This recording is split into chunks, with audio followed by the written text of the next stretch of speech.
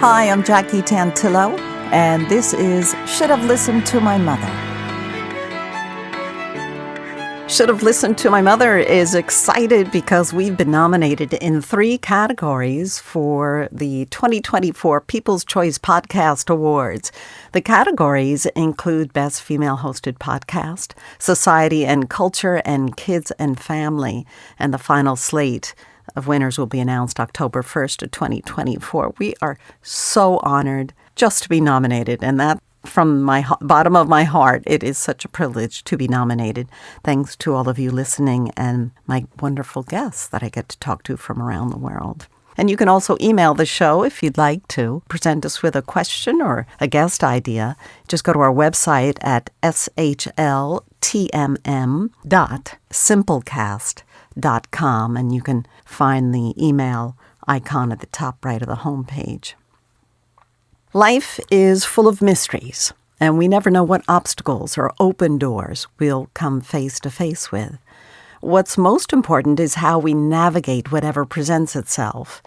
Yes, it can be challenging, but the long-term rewards perhaps better.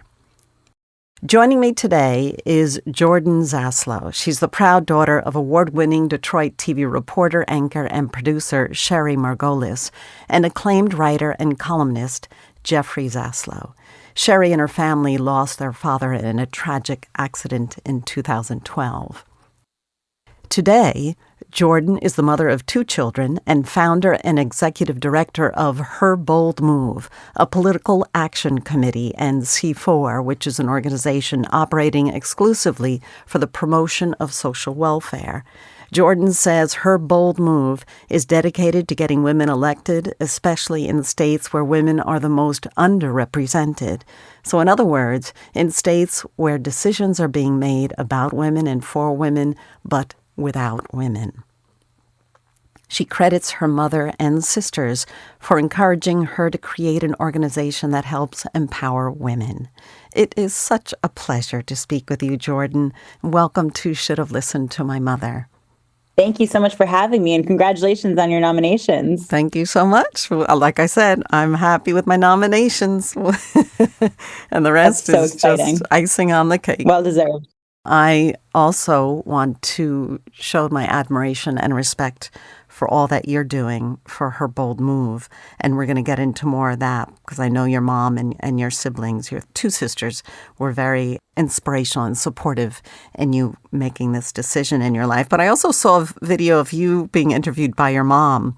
Oh, yeah. On her TV shows in Detroit. Yes. Was that Detroit, yes. Right? Yeah.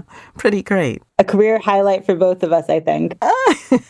Like she said, she was more nervous interviewing you than some high-profile guests. It's just what a mom does, you know. They're so proud of their children, and it's pretty wonderful. Very lucky. So here we are today. We want to talk about your mom. Can you share her name with us, please? Sherry Margolis, and she goes by Sherry Margolis professionally, but with us and with family and on a personal basis, she's Sherry Margolis Zaslow. So she hyphenates. How did you refer to her growing up? Was it mom, mommy? I think mom, pretty much mom. I'm sure when I was younger, it was mommy. So nice to have that wonderful relationship. I'm very lucky. And I guess you were in your early 20s when your dad passed away. I'm assuming you still have many wonderful memories about him. Oh, yeah. I was 22 when he passed away. So definitely, he was a fixture in my life. And I was lucky to have him for 22 years. So I have, many memories. It's interesting to think about all that's happened since he's been gone, because I feel like the world is sort of unrecognizable now. And he would never believe so many of the things that have happened since he's been gone. Yeah, it's pretty shocking. Hopefully things are going to turn around. Yeah. I'm hoping for more peaceful and honest conversations filled with tranquility and equality. That's the most important thing. And those are just some of my aspirations for the future. Yeah. Both your mom and dad were working, so it must have been pretty busy getting the 3 of you out of the house. Tell us a little bit about what the home environment was like. Yeah, we did have a nanny growing up who was a fixture in our lives as well. Her name was Julie, and we're still very close with her. But it was really like a three-pronged system where I never wondered where my parents were. I never, felt their absence in any meaningful way. I was only so proud of everything that they were doing, and they were so engaged when they were with us, and we were so plugged into what they were doing with work, and we had our times that we could depend on, that we were always going to be together, like family dinners every single night, and in the mornings my parents were there, and my dad made my lunch every single morning. So we were very, very lucky. We had so much love growing up. We had an abundance of love and engagement. Based on the little bit that I know of your mom and watching her on camera work, I know that she's very, very proud of you. Did she show up for your sports and any other out-of-school programs that you were involved in? Everything, 100% of everything. She was always there. I don't know how she did it. I don't know how either of my parents did it. They made it to everything. They were so present. They were always there, and had a complete knowledge of everything that was happening in our day-to-day lives. They knew all of our friends' names, our teachers' names, our homework assignments, all of our extracurriculars. They were very, very present and very plugged in to our daily lives, and hopefully they felt the same, like we reciprocated, that we were plugged into their lives, and they were so generous with how much they shared with us about their lives, so we could really feel like we all had a lot to talk about all the time. Yeah. Do you know much of her childhood, where she grew up? Did you know your maternal grandmother? Oh, yeah. My maternal grandmother, I'm so very lucky. She's still here with us. She was just, we just had a visit where she got to spend some quality time with my two young daughters. My mother grew up in Buffalo, New York, where she had two brothers. She was the oldest of three. And so she had two younger brothers. And she also grew up in a very, happy household where everyone was very close. She was very loved. There was a lot of love going around there, too. And I know that she had a lot of responsibilities, as the eldest daughter typically does. But it definitely made her who she is today. And what about your grandmother? You get to spend time with her. Did you grow up with her in your life as well, or more so now than before? Yeah, so we grew up in Michigan, and we didn't have any. My parents both were transplants from other places, so we didn't have our family in Michigan with us, but we traveled every school break. We were traveling to go see family and spend time with family. So it almost made us closer with everybody, that we got to have so many sleepovers with our cousins, and we spent so much overnight time with our family. So it was great. It was really great and a lot of fun. Family plays a big part of your life. Definitely. Oh, yeah. Is there, or was there, a particular room in your house that you grew up in that it was most common for you guys to congregate or catch up and, laugh or cry about your days? I don't know. I'm just trying to get an idea of memorable moments that you have with your grandmother or your mom, stuff that you can see, sense, and feel when you close your eyes. That's a great question. So we definitely spent a lot of time in the kitchen. I don't know if we were really doing a lot of creative work with food in the kitchen. I think we were pretty much just hanging out around the island, or hanging out in there as sort of a central meeting location. But we were at the kitchen table. We were in the family room. We were kind of all over the house, but we were always together. Did your grandmother ever work? Yes, she did. She had a number of different jobs. She's a fascinating person also. She's kind of one of those people who can make anything happen that she needs to happen, and she's very thoughtful in the way that she operates. And when there's a big project to be done, she takes it very seriously, and is, takes the decisions very seriously, and thinks about them. If she needs to go to the library and research, every single thing that she needs to know to build a house. If she's, for example, when she built her family's house, she knew more than the builders. She knew every single thing that there was to possibly know, so that when the time came to ask, informed questions, she had all the information she needed, which is a very cool and different kind of quality. That's very progressive. And does your mom have that same intellectual curiosity as your grandmother? Ideal for a reporter. Got to do research and digging for information.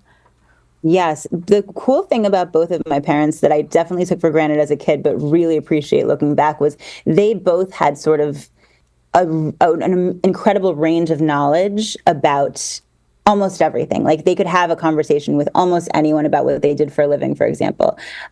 They had, a little bit of experience with almost everything under the sun. So they were good at engaging with people, good at connecting with people, and asking them the kinds of questions that you ask when you have, a vague sense of what's going on in a person's life. So they both had a lot of operational knowledge about the way the world works and the way that different people fit into the puzzle. Did you sit around the dinner table and have, like when I was growing up, we would sit at the dinner table for I was going to say for years, but yes, but for hours, discussing whatever it was, as long as someone could get a word in edgewise, because I'm one of 7 kids. But oh wow, the dinner table, it's kind of like the car. Kids can't get out of the car, right, when you're driving on a highway, so that's a great place to have conversations with your children. And the dinner table, not that someone couldn't get up and leave, but it didn't lend itself to that. It was a great place to have pretty magical conversations. Yeah. And I look back and I think my parents told us about everything happening in current events, in the news, in politics. They wanted to know what we thought of things. They wanted to tell us everything that was happening. There was nothing that was off limits. So that kind of helped us connect in a different kind of way than most kids do with their parents, because we weren't given kind of like a G-rated version of, like kind of like a watered down version of what was happening in the world. They were totally honest with us about everything. So when I look back on current events from, every age, really, from as long as I can remember, I knew everything happening in the news. And I knew exactly what my parents thought about it. They knew exactly what I thought about it. We could have interesting and fascinating conversations with each other about it. Do you think it was sometimes hard for your mom to come home? Because working in the news business can be daunting, right? There's often you hear a lot about more the negative things in life and day to day than you do the positive things that we hope to keep in our minds. Did she cover a lot of that up emotionally, you think, just because... I mean, I know you said it was all open, but there's got to be stuff that she had to hold back. Yeah, she didn't really tell us a lot about what she had reported on that day, but she was very aware of what was happening and what the options were of what we should be afraid of, and what we should be, wary of. So she was sort of like, her favorite animal is a giraffe, because a giraffe has the longest neck and can kind of like, there's the tallest animal and can see danger in the distance. And that's kind of her. I think that she relates to a giraffe in that way, that she sees all of the potential threats. Recently, we've been telling her that she has like the 360 model of like threat detection radar, that she can see all the potential threats and can let us know what they are, and we can kind of decide whether or not we want to be afraid too. A lot of the time, we're not as afraid, but maybe we should be. The role of a mom is never done, so I hope you're taking notes for your 2 children. Oh my God, becoming a mother myself has definitely unlocked a totally new understanding of my mom's role in keeping us safe. It's pretty amazing what parents do to protect their children. It's at times a thankless job for sure, because kids don't understand it. Hopefully in time they will. Absolutely. We've been talking about that so much ever since I became a mom. It's been like a ongoing conversation with my own mother about that. But that's so wonderful that you have this opportunity. Yes. It's eye-opening that you have the ability to share this experience with her. Yes. And those are some more of the stories that you will cherish, and then we can talk about it down the line in a couple of years. Yeah. More of your wisdom. What characteristic in your mom makes her stand out from other moms? I always think of her, when I think of how she was as a mother, she was so gentle and graceful and gracious and poised. She was always very kind to everyone and classy. She's probably the classiest person I know. Maybe next to my youngest sister, because she definitely gets it from her.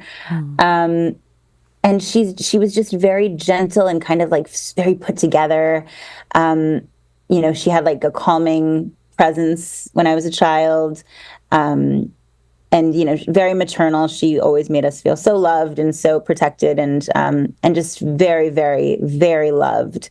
And in her way that was, because she was, she's a professional woman. So she always looked so put together, but also just was so put together in every way. And she would, if she heard me saying this, she would say that I'm totally wrong, but she is, and that's definitely how I remember her as when I was growing up, was just, I felt good being around her. It was like a good, protected and loved feeling to be around her. Oh, that's the best, because that's what any mother would hope for, right? But on the inside, I'll speak for myself. We have doubts, right? Especially days whether we didn't get enough sleep or we don't feel well. But as a mom, you hope that you don't project that a majority of the time. It's good for your kids to understand the role, but that's pretty great. And she's modest. I think a lot about like her hands, and she just had very gentle hands. And her hands were always a little bit like, just a little bit cold in a way that like felt really good to touch. And she had like a gentleness and a grace about her that I do not have as a mother. I should point out, I do not think that I have inherited that quality, but hopefully I bring other great qualities to the table for my children. I'm sure you do, and it's wonderful to hear you say that, or admit it, or say it out loud, because we're all human. We're not perfect, and a mom's got a really, really tough job indeed. Are you friends with your mom? That's so funny that you asked that, because growing up, she always would say, "I'm not your friend." Like, she would say that. She would say, "I'm not your friend. I'm not here to be your friend. I'm your mom." Because, we would always, if our friends, for example, were like going to be going to a party and like we weren't allowed to go, we would say, like, those parents are letting their kids go. And she would say, like, "I don't care what they're doing. Those aren't my kids. I'm not their parents. I'm not here for you to think that I'm cool. I'm here to keep you safe. And, these are the rules of the household."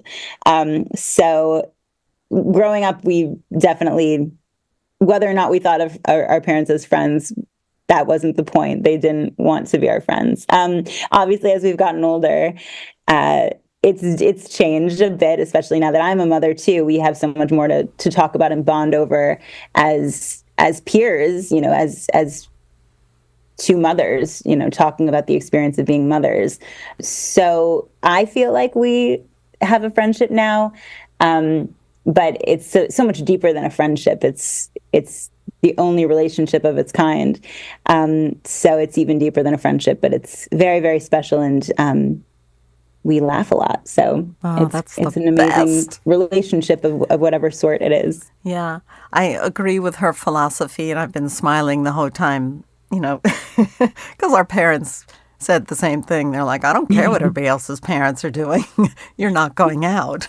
Right.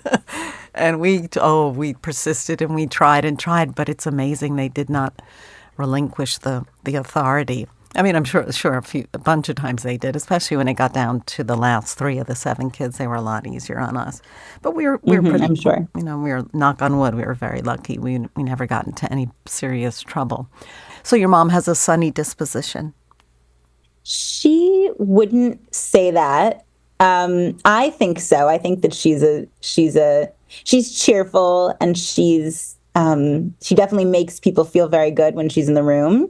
But she thinks of herself as, a realistic, pragmatist, who kind of expects the worst and hopes for the best kind of thing. So like, for example, she always brings her umbrella with her everywhere she goes, even on the sunniest day, just to be safe, just to be, just to plan ahead. And so she literally expects the worst, plans for the worst. And then that way she can be pleasantly surprised when it doesn't rain and the day continues to be sunny and she just has her umbrella in her trunk of her car. What size purse does she carry? Is there everything? That's a great question. I don't know if she's carrying it in her purse. Well, you know what? She used to carry it in her purse. I have to ask her what she's doing these days. No, but is everything else in there too, like a first aid kit and all that? Right. No, not a first aid kit, but certainly other useful things that are only useful on the worst day that she hopefully will never need. When she would get upset, not that I'm saying she was upset much or get mad at you or your sisters, how long would it take her to cool off? That's a good question. I'm trying to remember. A little bit longer than my dad, probably. My dad, it didn't take very long. My mom, I can get her laughing. As long as I can get her laughing, we can move forward. She loves to laugh. She thinks I'm very funny, which is amazing and very satisfying. So it's sort of like over the years, I think I've learned what makes her smile and laugh and what can kind of cool down a tense situation. And I'm usually the one that, if like we get into a heated conversation and then we hang up, like I'm the one that calls. She's not the one that calls. But that's okay. She's making me work for it. It's okay. All these lessons. This is fantastic. And are you your mom's favorite? Absolutely not. Absolutely not. No, I'm not. Well, she would say she doesn't have any favorites, but it's pretty common knowledge that she has a very special relationship with my youngest sister. And it's okay because my youngest sister is everyone's favorite. She's everyone's favorite person that they know. So I get it. I totally get it. But it's okay. We have a different kind of relationship where I think she thinks I'm her funniest kid, which is a good. I'll take it. It's a good place to be in her heart. Well, I'm sure you're more than just for your sense of humor that she loves and adores you. That's nice. Thank you. I'm sure it is. What is it about her bold move? How long has this been in the works? I know you got started in 2020 during the pandemic, and I'm going to let you tell the story, but what prefaces? Is this something that one of your mom's maybe biggest dreams was for you to do something like this? I'm not sure. I definitely created her bold move because, for my entire life, I was raised in such an unapologetically feminist household. Both of my parents were feminists, and both of my parents believed in female leadership and the power of women being in charge and the power of women being in charge of their own destiny. And, growing up with a mother who was so strong and sisters who were so strong and who I would trust with everything and anything, it kind of doesn't make any sense to a person with that context that we've never had, for example, a woman president. So I'm operating from a place of like, as far as I am concerned, women rule everything. Women are everything. So with that in mind, and with the example that I had from my mother and the way that she's lived her entire life, I think that her bold move was a organization that came from just a deep place of feminism and of the belief that women should be in leadership positions. And, my mother never forgets the times before women had autonomy and before women could even take out their own credit card, for example. She always told us about that, and she made sure that it was a major part of our understanding of where we were as a country and where we were going. And it was just a part of the story that she never wanted us to skip over. Even we could think that women had made so much progress and so many strides in America, but she sort of wanted to make sure we were never taking it for granted. And she always pointed out misogyny and sexism everywhere that it existed, to make sure that we were keeping track and that we understood sort of where things stood. So it was, it comes from her place of being so realistic, like her disposition of being a realistic person that's always looking out for the dangers and the perceived threats and the potential threats. she was always instilling that value in her three daughters, for sure. You are so lucky. Oh my gosh, you are so lucky. And anyone listening to this now has this loaded positive reinforcement for what anyone can do, man or woman, but let alone a woman. Your mom, I'm sure, saw it in the TV industry, the bias.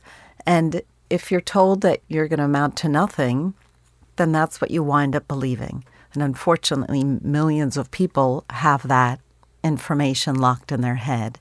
And it's just so magical and wonderful, and you're very blessed to have had the support and love that you have. And that's why I love doing this show, because it is just one little tool, one little bit of information. Whether you had it at home, you can learn it from other places.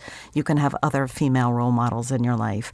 And that is what is very significant for me. We are lucky to have a wonderful mom. My mom, Linda, was magical. You know, she was born in 1920, so things have drastically changed in this world. But she was way ahead of the curve then, and we were very blessed. There's a lot more to this story, but if you could just fill us in a little bit about Her Bold Move. Sure. The website is herboldmove.org, or on social media, Her Bold Move. Jordan, please give us some more information so we have an idea of the incredible work you're doing. Thank you. Yeah, so Her Bold Move is an organization that exists to help elect women to the rooms and the seats that women have never held before. Our goal for 2024 is to unseat the men that have worked to pass abortion bans in abortion ban states. So for all of those states that have abortion bans right now, there are a handful, in many of them, of seats that are winnable for a pro-choice candidate. And so we're making sure that it is a pro-choice woman candidate. And so those are the women that we're prioritizing this cycle. We want to chip away at the male patriarchies. We might not be able to flip legislatures to a pro-choice majority, but we can certainly chip away at the male majorities that are that need to mind their own business and not pass laws that inform what a woman can or cannot do with her body. So that's what we're working on, this year. And then in general, we're just looking for women who want to run for office, and we are helping them get elected. We're giving them all kinds of support that it's desperately needed.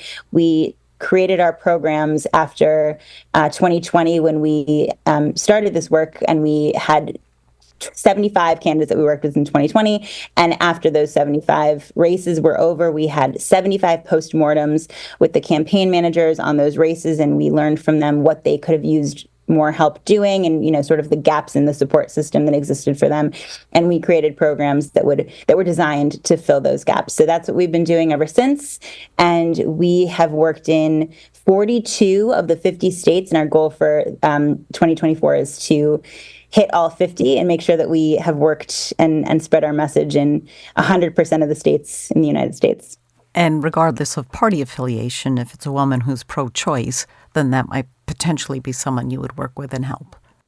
It's pro-choice women, which does tend to be Democratic women, but we have plans for 2025 to see what we can do to work on the other side of the aisle to make sure that there's, if there is a chance for a pro-choice woman Republican to get elected in a deep red district that would otherwise be electing one of those anti-choice extremist men, then we will certainly do every single thing in our power to unseat him and replace him with a pro-choice woman. This is your bold move.